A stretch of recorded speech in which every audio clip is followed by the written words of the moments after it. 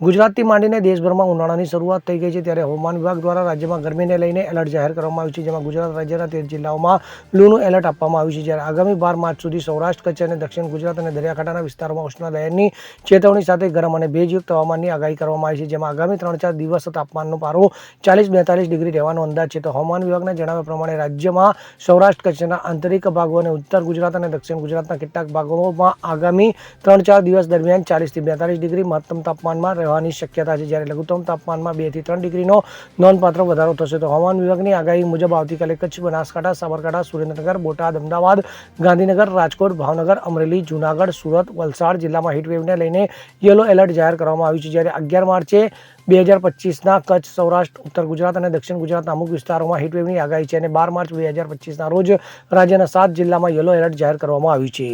Bureau report, CN24 news. હવે જુઓ દેશ દુનિયાની તમામ ખબરો તમારી આંગળીના ટેરવે. ઉઠાવો મોબાઈલ અને Google Play Store પરથી ડાઉનલોડ કરો અમારી CN24 ન્યૂઝ મોબાઈલ એપ.